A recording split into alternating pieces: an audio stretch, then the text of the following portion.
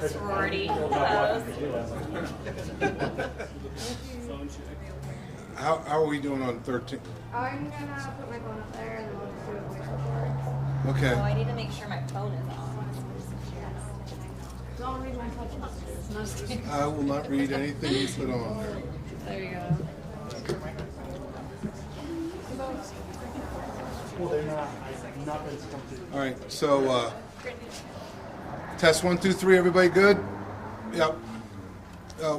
Welcome, everyone. Thank you for making yourselves available. We're here at J&L Motorsports, and I want to give a shout out to them first of all and thank them. We were originally going to do this outside, but due to the weather, and we never complain about the rain in Albuquerque, of course, due to the weather, we've moved it inside. So I want to thank them for allowing us to use their facility. 90 days ago, the folks behind me and myself announced an operation that we were going to conduct called Route 66. And as you know, 90 days ago, I said this was going to be a results-oriented operation, meaning that we were going to have an extremely positive impact on this community. And for too long, we've seen, unfortunately, open-air fentanyl smoking and other criminal activity on the streets in this area in Albuquerque. And we all came together and decided this is unacceptable at every level. So first of all, let me just thank the men and women of law enforcement who are represented behind me by their leaders. I can't thank them enough each and every day for what they do here in Albuquerque. They lay their lives down on the line all the time for making this a safer community. So Route 66 operation was an operation and still is an operation ongoing with 4 agencies involved: BCSO, the Bernalillo County Sheriff's Office, the New Mexico State Police, the New Mexico Corrections Department, Probation and Parole, and of course the special agents from the Bernalillo County District's Attorney's Office. I am grateful to each and every agency and all of the men and women of law enforcement who have worked in this operation thus far. They are making a real difference for our community. Let me say that we averaged over the last 90 days 100 officers. We surged 100 officers into this area every single week. And there's different ways you can measure and see what kind of results we get when we have an operation. Of course, there are the numbers, and I'll get those in a second, but there's also the feel of what's going on in the community. And I know that I told you last time, 90 days ago, come out in 45 days and check and see how we're doing with the neighborhood businesses and with the community. And I think some of you did that, and you realized that we are having a very, very positive impact. But let me give you some of the numbers, the staggering numbers that law enforcement has done, and I am so proud of in the last 90 days. Just a few moments ago, I got an updated number. We have actually arrested in 90 days, on the dot, 700 individuals for criminal activity in this international district, in this Route 66 area. Of those, 505 of those arrested had warrants. Of those, we had 7 homicide suspects arrested. Of those 700 arrests, roughly a third of them are still in custody as we speak. Many also are entering diversion programs for addiction. We confiscated 52 illegally possessed or stolen firearms, and we recovered 61 stolen vehicles in this 90-day period. We've confiscated more than 35,000 fentanyl pills and close to 1 kilo of meth. These are pretty staggering numbers, and I think it goes to show how hard law enforcement worked and how much this community needed this infusion of police officers into the area. Behind me is Bernalillo County Sheriff Allen, the leader of the Sheriff's Department, of course, New Mexico State Police Troy Weisler, and New Mexico Corrections Department Secretary Alicia Tafoya Lucero. And I want to give them each an opportunity to say a few words, and then at the end we'll answer any questions that you all may have. But I talked about 2 things. One are the numbers. One, are the numbers that we talk about, but also the feel of this community. And I know that we still have a serious homeless issue out there on the streets in this area, but I can tell you there's a lot more people safer in this community because of the people, the criminals that we've taken off the streets. So with that, I'm going to turn it over to Bernalillo County Sheriff John Allen for some remarks.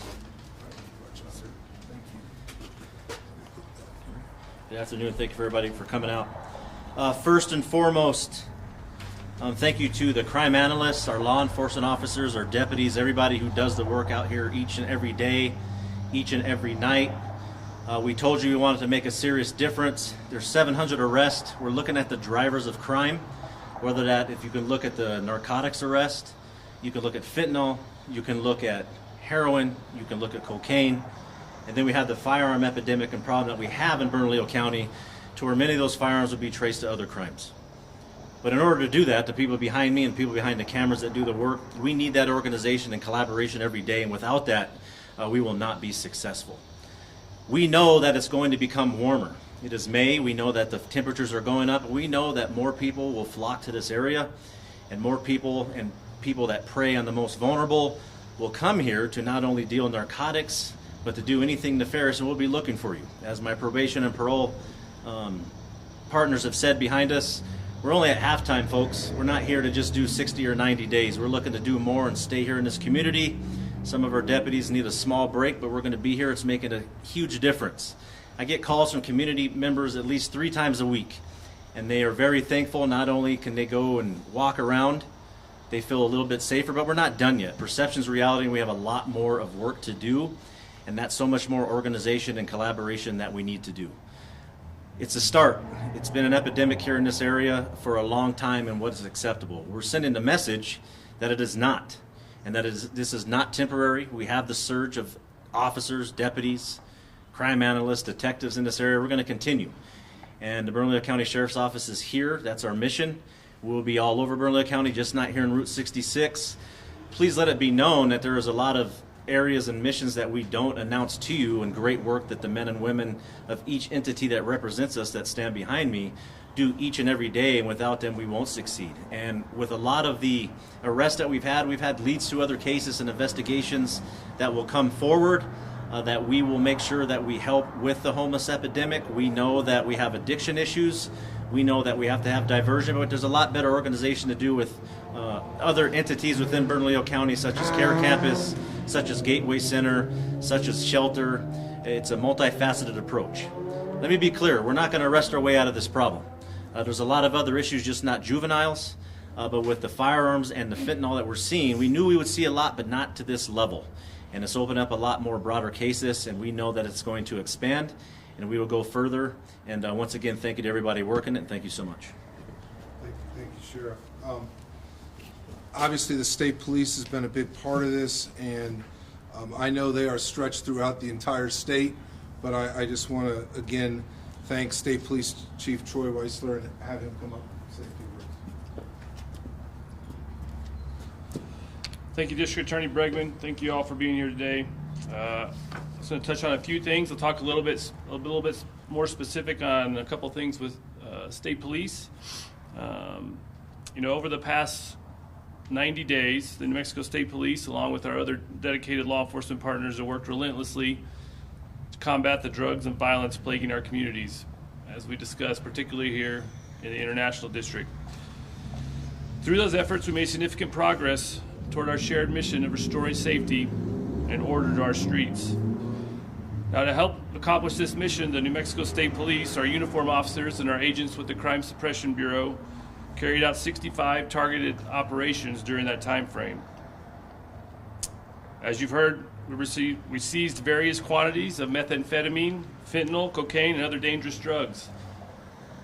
Just on the state police portion, we arrested 177 individuals, and more than 80% of those were for felony crimes, 3 of which were homicide. As you've heard, we arrested a total of 7 homicide suspects in this operation. And unfortunately, upon reviewing the criminal history of those arrestees, we found that 145 out of our 177 arrests were repeat offenders, almost all of them. Now, these strategic focused operations are not just effective, they are essential. They tell the people of this community that we hear them, that we stand with them, and that we will not stop until peace and order have been restored. But they also serve as a clear message to those who would harm our communities. We are not backing down. As you heard the sheriff say, we are not done.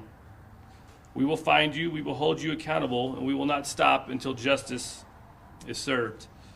The New Mexico State Police are dedicated to these types of operations, not just in the Albuquerque Metro, but around the state. Today you're hearing about this operation. Recently you heard about the details of Operation Not in Vain that we are working in Las Cruces with LCPD and the Doña Ana Sheriff's Office. You should have no doubt that the state police are coming after criminals in every corner of this state. We will collaborate and work tirelessly with all our partners to keep all of New Mexico's communities safe. In closing, I want to deliver a direct message to the criminals who think they've managed to slip through the cracks thus far. Your time is running out. Your days of terrorizing this community are coming to an end. When your luck runs out, and it will, you will meet the consequences. The age of lawlessness is over. Thank you.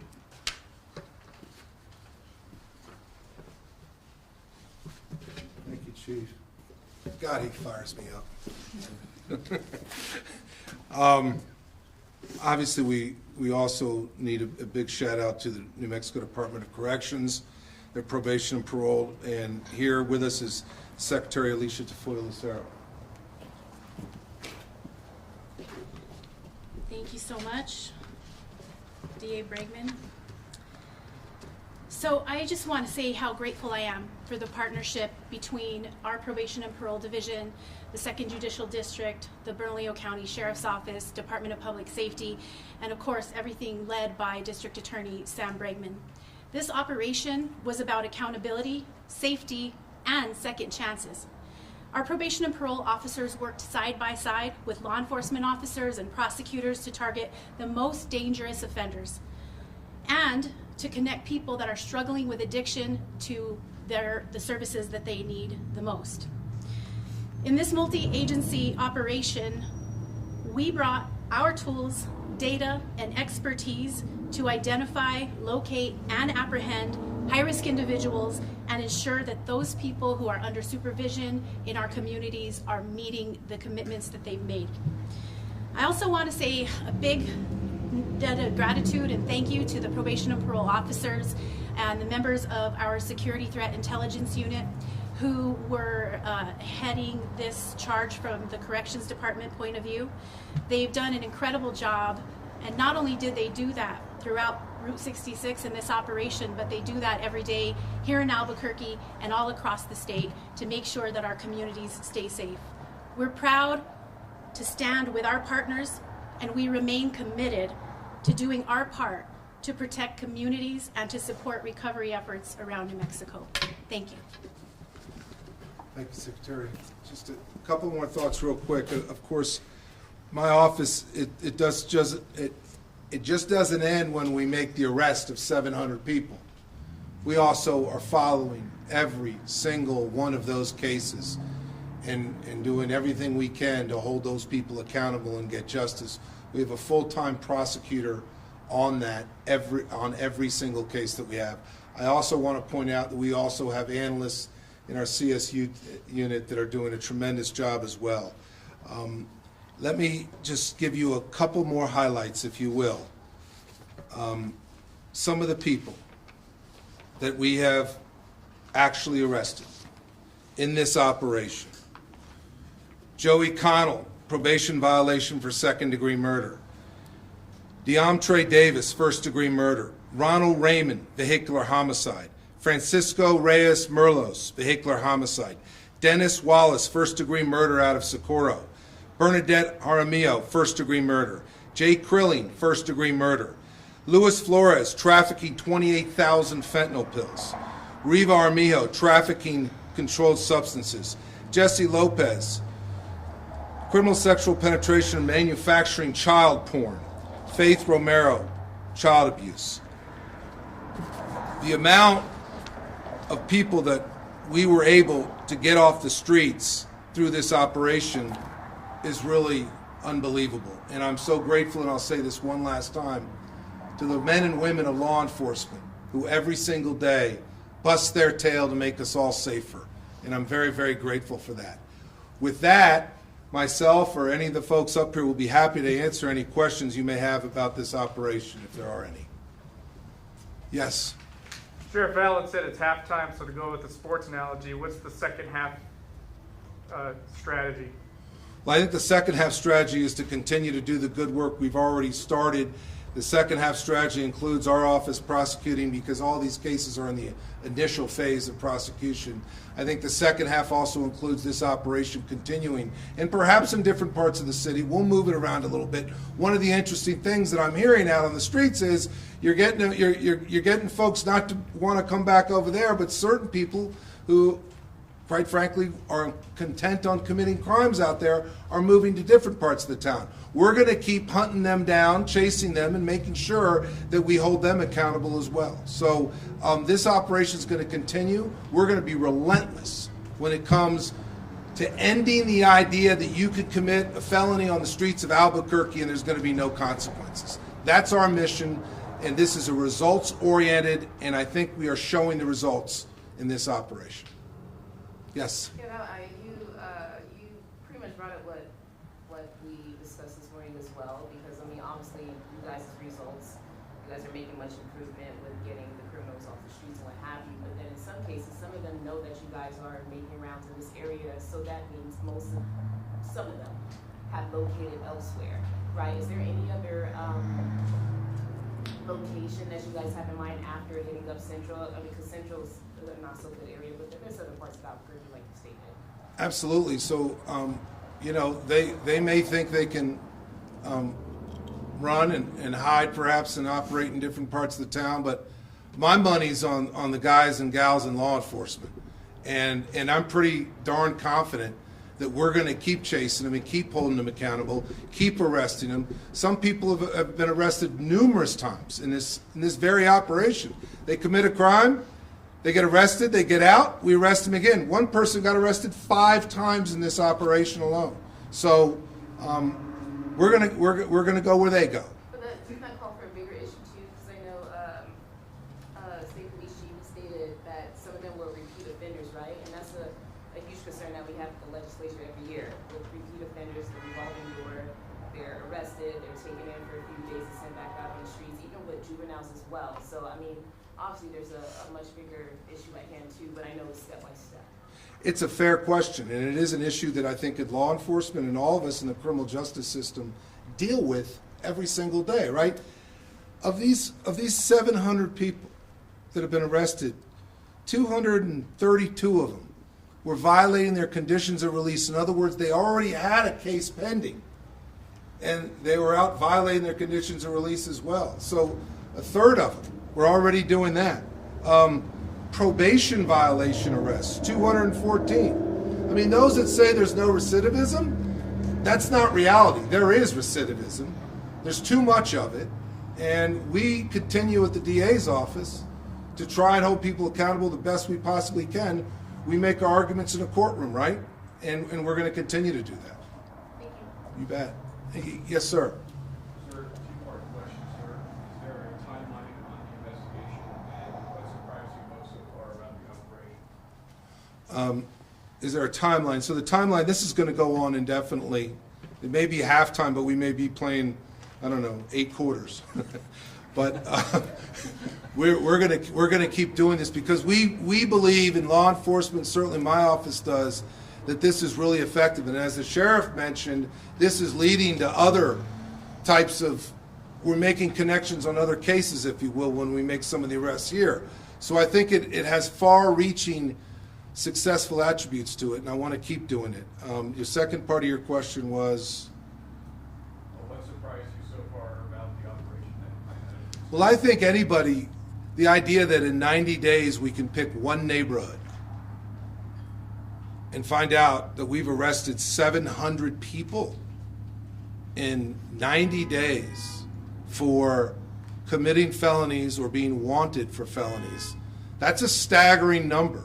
And it shows how much this neighborhood deserved this operation, because it's unfair to businesses, it's unfair to the people that live here that have to put up with this crap out on the streets.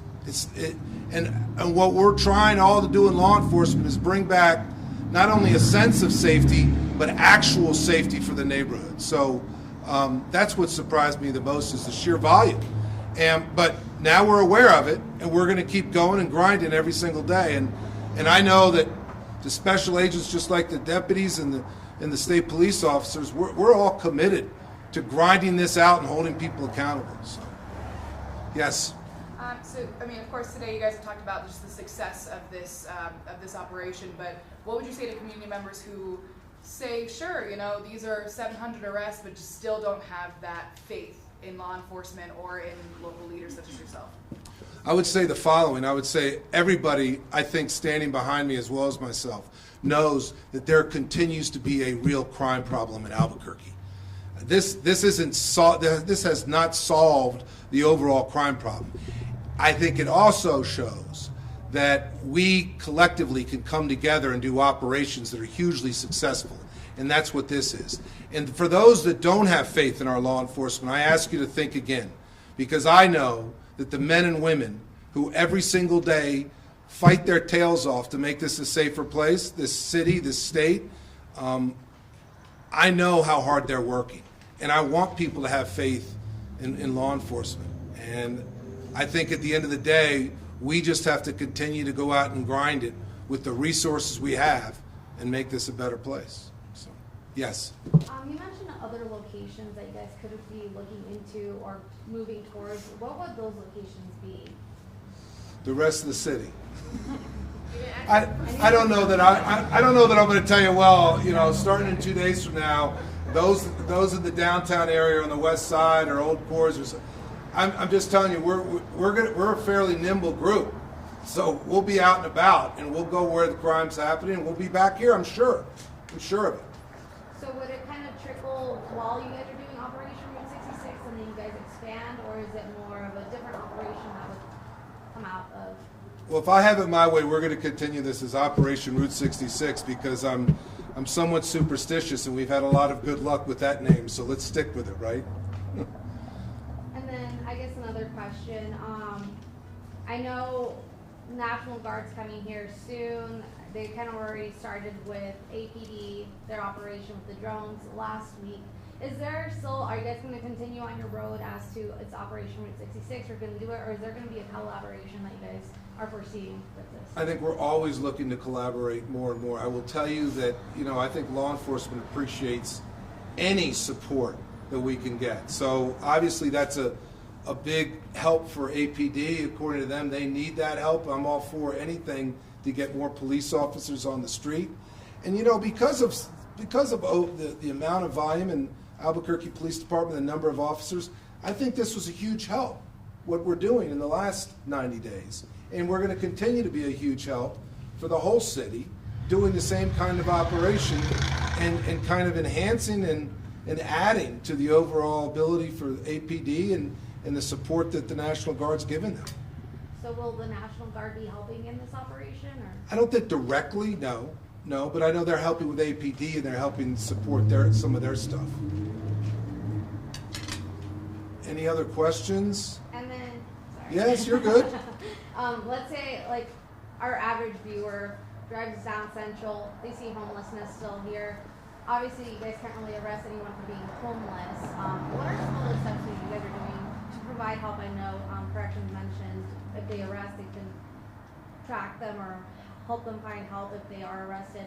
What are some other things that you guys are doing to help homeless? I'll address that, and perhaps someone else as well wants to address that behind me. But let me just say, first of all, that our operation is focused on criminals, on people who are committing crimes on the streets of Albuquerque. Whether or not it's drug trafficking, wanted for murder, property crimes, stolen cars, having 28,000 fentanyl pills on you and trying to sell them. That's who we're focused on. But I'll be the first to tell you they have a serious homeless problem here that needs to be addressed. That's outside my lane as DA. I don't enforce city ordinance, if you will, on whether or not someone should be camping someplace or not. And I would hope that the city continues to work on that to clean it up, if you will. It's not fair to, listen, one of the things we see in the office, at the DA's office, is some of the victims of the most violent crime are homeless. They're out there in tents and they wake up and their face is all swollen because the person next door to them beat the crap out of them. I mean, that's a real issue. And so it's not humane. And of course we want to provide all the treatment as a community that we possibly can to those folks who are in a bad mental state or an addiction state or just plain simple homeless. We need to do everything we can to help them. But that's not what this operation is about. But I sincerely hope that the city gets something done better than what's going on so far. And I don't know, if, John, if you want to talk about the homeless, I thought I'd go that. Let me rewind a little bit. There's another question. Where are we and what other spots are we looking at? We're all over. We're not going to tell you everywhere where we are. We have undercover operations going down. We have areas of concern. I'll name one, which is the Coors Corridor on the west side. We're all over that area. There's a lot of investigations coming from there. As far as diversion and helping with the homeless issue, that's a bigger collaboration piece, and I will tell you up front, for us, for the Bernalillo County Sheriff's Office, I can answer CARES Campus, and we're working with State of the Heart. I just checked this morning, how many diversions have we had? Not a lot, actually, because a lot of the felony warrants that we have are for narcotics. I told you when we were over at Adams Market, it's time to put pressure on the judiciary for them to figure it out. It's just a revolving door. I look at the comments every day, every morning. Why are you guys doing this? Why are you arresting people? They're just let out. Look, there's different arms of the government, the criminal justice system. It's time for them to do our job, because I know we're doing ours. So it's time for them to step up to keep people in jail, whatever they're going to do. That also goes into diversion. We also have competency coming up into July. We are also looking at that. I have meetings next week in reference to what resources and dashboards are available to no matter what agency or department that you're with. Where can someone have a warm handoff for officers to take them? We still have not answered that here in the city of Albuquerque and Bernalillo County. And if we have, I'm unaware of it. And if we have, we can do much better. And 3, we can always look for any rooms of improvement to help people that are the most vulnerable. But at the same time, I'm telling you as the sheriff, I've had enough of diverting people when they're smoking fentanyl in front of my people. It ain't happening. And we're going to arrest them, they're going to go to jail. And then we'll divert them from there. So you're going to have a bus to go to jail, you have a bus to get diversion. If you don't choose to do it, it's going to be up to the judiciary. We're building a dashboard now to where we can see every case and see who's dismissing what and why. Is it something that our officers and deputies are making a mistake on? It's always about improvement and what we can do better. But now is the time that law enforcement is doing their job. It's time for people in the courts to hold people accountable or whatever else they do with them to stop re-victimizing the community. D.A. Bregman talked about recidivism. Recidivism has been 90% since I was a first year in college. We haven't changed that as a nation. That's a bunch of different issues that we need to address. And that's specifically here in Bernalillo County. I told you one of the main issues is we can't even get to where a warm handoff for any officers can take someone to divert them. We've tried, we've attempted, it has failed. It can be done much better, so it's time for me as a leader of BCSO. I can't speak for the others. I know they're on the same boat. But we need to address this, but it needs to go quickly. And I don't want to hear any more waiting for the 30-day legislature, waiting for the 60-day. We're going to have this committee in LSC in the summer. I'm tired of it. It's time for some action. We need to have 1 to 2 meetings, and let's get freaking going, man. Any other questions? I'm pumped up now. You answered mine right there when I brought up the revolving door. All right, cool. Thank you. If there's no other questions, thank you all very much for coming out. And of course,